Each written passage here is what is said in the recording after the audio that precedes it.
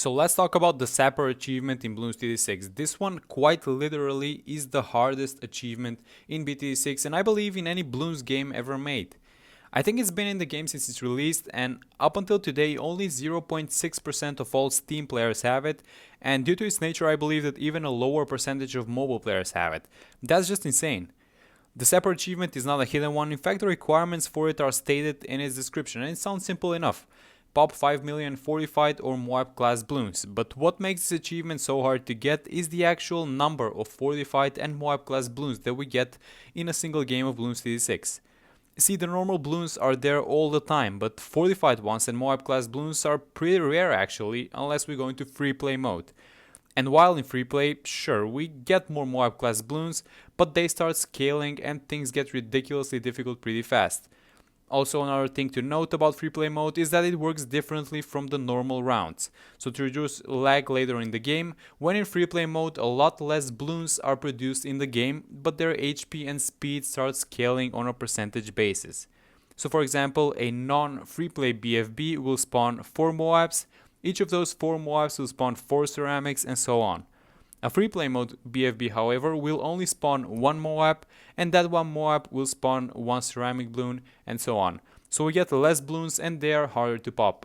Now it's pretty obvious that we have to go into free play mode to get this achievement, but the real question is how late should we go? And is this achievement even worth getting? In this video I'm going to talk about two strategies. The first one will be an all gas no break strategy, meaning we go all out on DPS, and the second one will be a more lighter and cleaner strategy meant for mobile players and people with devices that might not do well later on in the game. I'm also going to mention towers and heroes we want to avoid to get as much as possible out of our runs. And before I start doing this, here is a screenshot of my current progress on the Sapper achievement, which is at about 62% right before starting this. So when I'm done, you guys can see how many percentages I've gotten and how many rounds it took me to get there.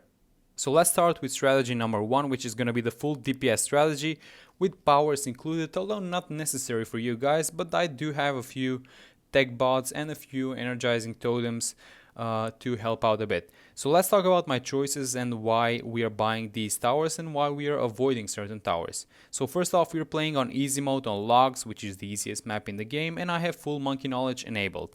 As you guys can see, this is the VTSG plus a lot of tempo strategy. Everything that does significant amounts of DPS has been ultra boosted 10 times, and I have a tech bot hooked to some overclocks to some of these temples and the VTSG. Now this isn't by any means an optimal temple placement. I only got 6 of them because it was only for this video, and in fact there's this Reddit post where someone managed to fit 26 temples plus a VTSG on this same map. Now we're not trying to break a world record, but I really encourage you guys that seriously want to go as late as possible to try and optimize your temple placement so you get the most DPS possible. I placed my support / utility towers mostly here on the left side, so we have the Super Brittle, we have the Ultra Boost, which I use to Ultra Boost all of these towers, we have Pat Fusty, who is also being Ultra Boosted 10 times, and he does a little bit of stun, and we're mostly using him for his ability. We have the 025 Glue Gunner, we have the Icicle Impale, the Bloon Crush, the Cripple Moab, which is set on Strong, and over here on the right side we have the Energizer Sub, which reduces the cooldowns of everything on screen. So even though it might look complicated, all the towers can be divided into two groups basically, DPS and support. The DPS towers are the VTSG and the temple surrounding it, the mat here on the right, the Inferno Ring, and these 031 Alchemists which I have on Strong, which do percentage based damage, and they are crucial if you want to go late game. Everything else is just support towers that buff the DPS ones or stall for them to do enough damage. And a quick thing to note is that I'm not using a Shattering Shells or a Blue Incineration Mortar because we don't want to remove the fortified state from blimps.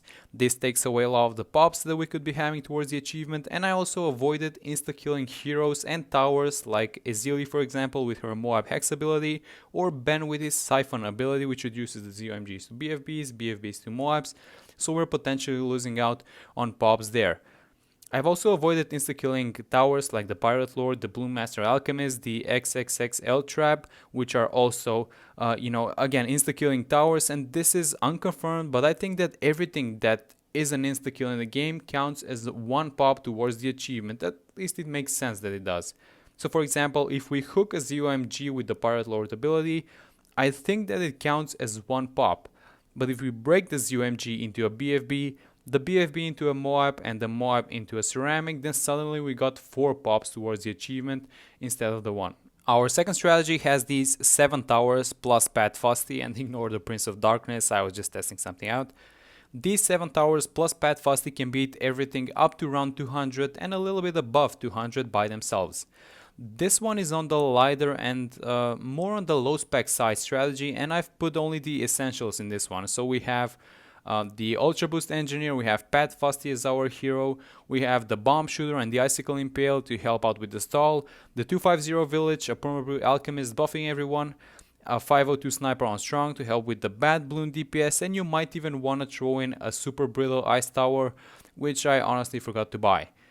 Every tower that does significant damage is ultra boosted 10 times, so it's maxed out, and as you guys can see, they have no problems clearing round 200 without using any abilities. Now this is cool and all, but there's a slight problem with this strategy. I know that some people might even have trouble reaching round 200, but the thing is, even after beating round 200, see, we started at 62%, and as you guys can see here, we're still at 62% progress of the achievement. This means that even though the strategy is nice and it's super clean, it's not doing a lot of work in terms of our achievement. And this is where the first strategy with the temples and the VTSG really steps in and helps out with a lot of damage. To be honest, doing this, going to round 260 or however long this lasts or your device can last, is way better than doing nothing and waiting to get the achievement just by playing the game, because obviously that's not happening, and ideally you guys would wanna go with the first strategy, spam as many temples as you guys can, go as late as possible and slowly grind out those percentages if you want to try and get this achievement. But the reality is that you shouldn't be trying to get this achievement unless you really, and I mean really, want to get all of them. A mobile device of any kind is not gonna cut it, and unless you have a solid PC to hold on past around 300 and 400, you're going to be making insignificant progress towards the achievement, which won't matter unless you do it hundreds of times. I mean, we started at 62% and currently we are at around 264, and let me just check how much we've gained so far. We have gained a spectacular 1% after 263 rounds towards the achievement. So yeah, with that said, I hope you guys enjoyed the video. I hope it helps you out in grinding the hardest achievement ever in BTD6 if you're down to do so, but at the end of the day, my advice is to skip this one and spare your phone or PC. Thanks for watching, and I'll see you guys in the next one.